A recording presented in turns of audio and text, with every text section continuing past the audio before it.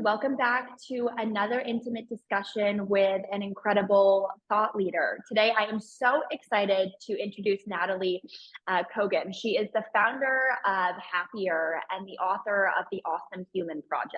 Now, if you haven't read this book, I randomly picked it up at a bookstore in Austin over a month ago now. And I would say once or twice a year, I read a book that truly inspires me and I walk away from the book trying to implement those tactics in my life. And this book in particular did exactly that. So I've got a few minutes right now to introduce Nataly and inspire you guys with her incredible work. So Nataly, thank you so much for joining us today. And I would Oh, I'm love to. so happy to be here. Oh my gosh, well, we're so Thank happy you. to have you, of course. And I would love to start off by asking you, what is the vision behind Happier? I know because I read the book, but for those who haven't read the book, you had a pretty specific reason why you wrote this book and started this company. I did. And I've actually written, I think you read my first book, Happier Now, which is also a great one. The Awesome Human Project is my latest book, but either one is great. And I started Happier a decade ago, which is crazy. Crazy. And at the time, the mission has always remained the same, is I really want to help people struggle less and thrive more and share their amazing gifts with the world and live a truly fulfilling life. But when I first started Happier, I was coming out of a 20-year career in tech and finance, and Happier was a tech company. And that's all I knew how to do. So we built a really popular gratitude app, and it was really incredible and meaningful to be helping so many people. And my original idea and the mission came out of just my feeling that I was constantly chasing happiness through achievements and overachieving. And I did achieve a lot. I came to this country as a refugee, and I with nothing with my parents, and I achieved a lot of things, built an amazing career, was taking care of my family, and I never felt satisfied. And so I came across research about gratitude, and it really moved me to practice it myself. I saw a huge difference, and that was the original thing that we did with Happier. So it really came out of my own personal struggle to find any kind of lasting happiness, because I was looking in all the wrong places. But Happier has been on a journey, as you as an entrepreneur would appreciate, because about 3 years into it, I suffered a really debilitating burnout. It didn't cause my burnout. I was already burning out for decades. I just refused to acknowledge it. And after taking a couple of years off and doing a lot of different inner work and just going on a different journey, I came back, and the mission is still the same, but the way that we're going about it is very different. I realized that what I am gifted to contribute to this world is not an app, but to teach and to speak and to write and run leadership programs. And that's what we do. That's what I do now. So that, in a nutshell, is both where Happier came from and the journey we've taken. Throughout many parts of the book, I love how often you reference your daughter, because it seems like she was definitely a factor for you to maybe Mm. overcome some of that stress and anxiety. So, for any parents who are listening to this webinar, how can you, if you're struggling with maybe not being so happy or dealing with burnout, Mm. how can you try and make sure that your kids don't feel as affected by your inner feelings as you work through that struggle? Yeah, I love that you picked up on that. Mia, who's almost 19, which is surreal because she was like 2 months old yesterday. And for all the parents listening, I know you're going, yep, I don't know how it goes. But she is a huge light in my life. We are each other's BFFs. And one of the ways that I would encourage parents to think about it, when I was really struggling with burnout, Mia kind of became my guiding light. And what I mean by that is I realized that I wanted her to grow up not burning out. I wanted her to grow up and know how to be kind to herself and how to treat herself in a way that allows her to do the work that she cares about, as I do, but without burning out. And I wanted her to have that life. And as any parent knows, what our kids pick up on is not what we say, it's what we do. And so she kind of became my motivation to really come out of a very dark place. And so what I would say to all the parents is that this is hard for us as parents. It's really hard, particularly for moms, for dads too, but particularly for moms. But you have to put yourself first. this was really, really hard for me. I don't come from a family where I come from a family where you have a kid, that's it. You just focus on the kid. But what I mean by that is you have to honor yourself first. You have to do things that fuel you. You have to take care of yourself first, because only when you do that will you teach your kids to do it.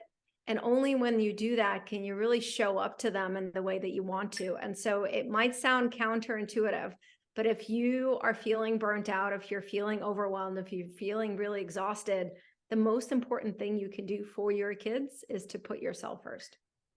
So important that you say that, because it's also quite similar. I think a lot of times, and especially in media, people focus on how to avoid negative body talk, right? For your bodies to not have your kids have future eating issues or body image issues. They don't talk about the other stuff, like the anxiety, the stress, the burnout. So it's a huge factor that I'm so glad you relay through your book. So I want to back up briefly. Burnout is something that myself, as well as I think every entrepreneur and especially young professional women, deal with. So were you already burning or felt burnt out by the time Happier had become successful? Or do you feel like you were able to build the first part of the company, the tech side, while dealing with that?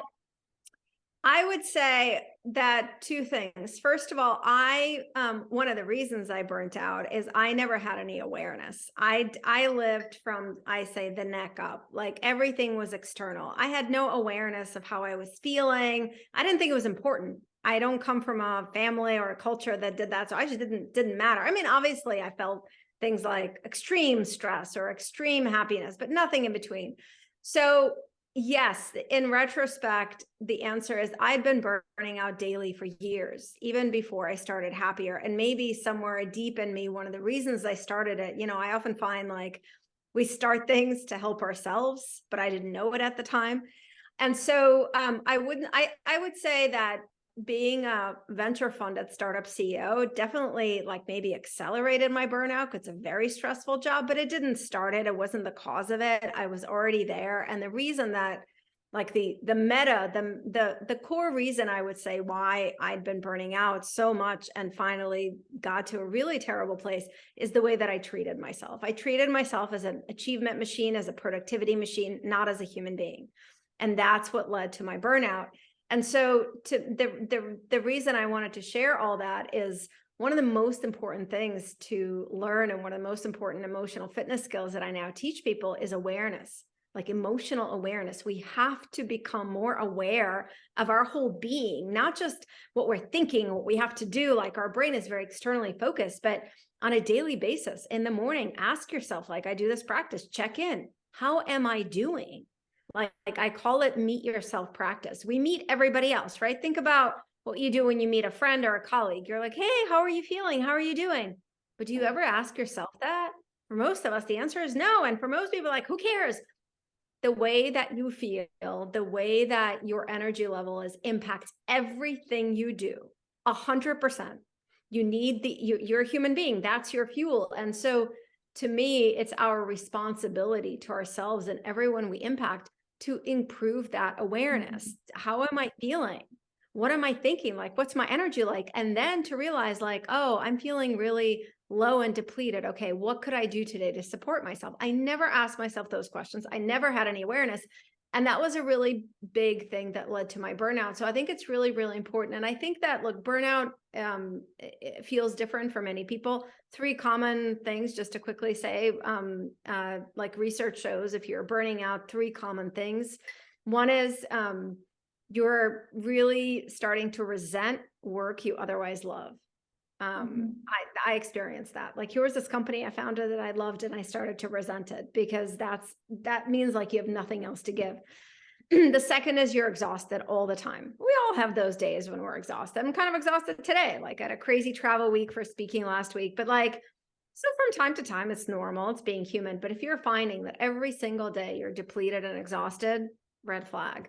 So resenting work that you otherwise love, feeling really exhausted and depleted. And the third one is constant feeling like you're not good at what you do. And again, we all feel that from time to time. Doubt is a human emotion. But if you're all the time feeling wow, I'm not good at this, and if those 3 things, resentment, exhaustion, and feeling like you just can't do what you have to do, you're not good at it, that's a red flag when they're in combination. So I share that because I'm on a mission. I want to catch people before they get to where I got to.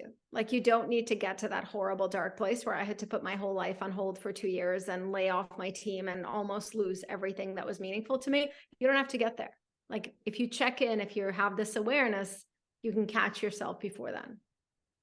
So when you talk about burnout, I feel like there's also some similarities to depression, to not feeling happy, to feeling resentful. How can you determine which feeling it is that you have or that you're experiencing? Yeah, so that's why it's a great question, but that's why I identified those three. So research shows when you're burning out, those are the three. So resentment, it's not general resentment towards life, it's like resentment towards work. Like, you're Yeah. starting to resent the work, the exhaustion, and then just like, I can't seem to be good at anything. Those three are very particular to burnout. Now, first of all, I should always say I'm not a medical doctor. Like, do not take this as medical advice. There is some overlap, but if you're finding those three, that usually indicates you're burning out. And if you address that and you're still not feeling better, it may signal deeper depression.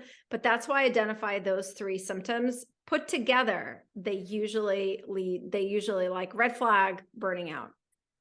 So if you're waking up every day, like you said, and you ask yourself that question and say, and sure, the normal day to day is one day you're going to be super happy and one day everyone might not feel the best.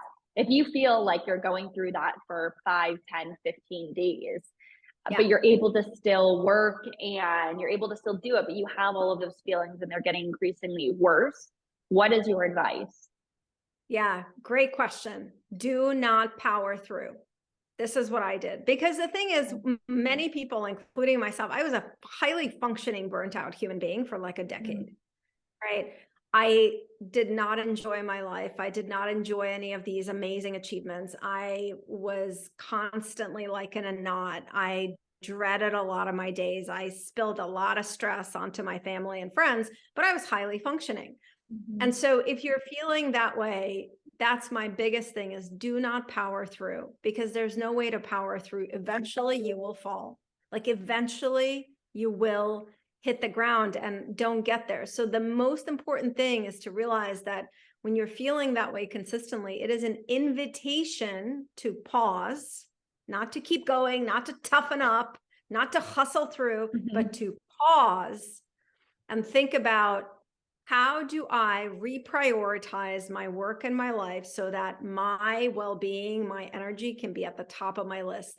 And that's a question. And the thing is, I just want to be really honest about it. You're not going to be able to keep going as you are and take better care of yourself. You have to make some hard choices. But your choices between either addressing that then and making hard choices, yes, you will need to ask for help. You will need to ask your team for help. You will need to ask your family for help. You may need to go to a therapist or a coach. You will need to ask for help. It's hard. You will need to do fewer things. You will need to change the story that you're superhuman and you can do anything. That's often why we burn out, especially entrepreneurs. Like, oh my God, I can just handle, like, that was my story. Okay, fine, I can do anything. So you will have to make some really tough choices to prioritize your well-being, to prioritize doing something every single day that fuels your energy and takes care of yourself. But I want you to realize, like, you either do it then, or you're going to have much harder choices later, as I did, of when you're in that really awful place and it doesn't take a month and it doesn't take 2 months, it takes years. And so that's the most important thing, is take that as an invitation to pause, reprioritize your work and your life to take care of yourself first. You're going to need to ask for help. You're going to need to drop some balls, but realize that is the only thing you can do, because you either do it then or you're going to be forced to do it in a much more painful way later, which is what happened to me. Yeah, something I appreciate so much about the journey that you share in your book is that you really walk through every step of burnout. We see such successful people say, you saw me on TV and back, 20 years ago and it looked great, but I was actually really struggling. But then they're saying this already being super successful. So I think that you really transparently showcase the whole build up to the success, and still at that moment of success, feeling that anxiety and stress. So I just wanted to applaud you for that. But my last question would be, in society, you're right, that hustle culture, that obsession with keep going, it'll get better, is so prominent. And so many young adult, young professional people think that their road to success is going to be through TikTok or Instagram. And after a while, get so frustrated if they leave college, even high school, and haven't already made it as a multimillionaire TikToker. And because of that, we see these people constantly posting, and then they end up becoming burnout or so mad that it just didn't hit that easy road to fame and success. What do you think it is about society that makes people so driven towards being burnt out? Yeah, it's a great question. And you're talking, and of course, I'm thinking about my daughter who, is entering that age and of like that world. And we live in it, all of us, regardless of age. We as human species, right, we sort of swing. And I feel like we've swung. There's a lot of greatness in, especially in the United States, in our work ethic and wanting to work hard and achieve things, and our belief like that you can, by working hard, achieve a good life. That's my family and I came here for that. I grew up in the Soviet Union, where it doesn't matter how hard you tried, nobody had anything, right? And we were persecuted because we're Jewish. Like, so there's a lot of goodness in that, but we've taken it too far. Like, as usual, like the pendulum swung too far, where the way that young people think about a good life is like making a lot of money, where like literally all the research shows that after your basic needs are met, more money contributes nothing to your happiness or job or satisfaction. But we've made that the goal. So I don't blame the young people for buying into that, right? If you open the New York Times or the Wall Street Journal, you read stories of the millionaires and the TikTok, whatever. So that tells you like, this is the good life. And that's a big part of why I try to share what I do, because that isn't the good life. That is a life doing something just to make money will never fill your hole. If you don't have a sense of purpose in life, if you don't have something that I'm doing this because I feel called to do it, because I know it helps other people in some way, which is how we feel a sense of purpose. If you don't have that, no amount of money will fill that hollowness in you. And you will always feel hollow, and you will always feel unsatisfied. And that's why no amount of money will ever make a difference. And so, if I could meet every single young human being in the world, this is what I would say to them. Life is not about making a lot of money. Money is important. I'm a refugee. I know what it's like to live in the projects on welfare and food stamps. Like, money is important. And I hate advice to just follow your passion. Like, I couldn't follow my passion. I needed to pay off college loans. So I needed a job. And I think it's really, I always tell my daughter, the way to find what calls to you is by doing work. It's not by like meditating in Nepal or traveling the world. Like, you've got to do the work and you find your calling. But so it's not that money is not important. It's that in and of itself, it is a really empty goal. And instead, what I would say is, your job, and I said this to my daughter on her bat mitzvah, I gave this toast, and this is what I would say to every young human being, your job in this world is to figure out what is your unique gifts. What are your unique gifts that you are here to contribute? And the way you figure that out is not by sitting around or posting on TikTok, is by doing work, is by trying different things, is by actively engaging in the world. And then once you figure those out, and then also paying attention, because you will notice when you feel aligned, when you feel like you're doing something that helps other people. Once you figure that out, then your second part of your job is to work really hard to share those gifts in the service of others. And that will bring you the greatest joy, the greatest happiness, the greatest satisfaction. Also turns out a bunch of money, because when you're doing things from that place, you're going to be really good at what you do. So that's my TED Talk for you. I love it. I love it so much. And I'm so curious to round it out. What does success mean to you? If it's not money, what is it? For me, success means that I feel that I am living a life where I am contributing my gifts in the service of the greatest number of other people. Love it. And that's Nataly, why I consider myself really successful right now. yeah. Oh, it makes my heart, because everyone says, goes back to monetary and money, and it's so hard not to, because people think if I do this, even if I hate my job, I can make enough money so that when I don't hate my job or on the weekends, I can do XYZ with the money. And you're really living proof that it's not like that, right? Not like that. And by the way, I also just want to be clear, like I'm a very highly paid keynote speaker.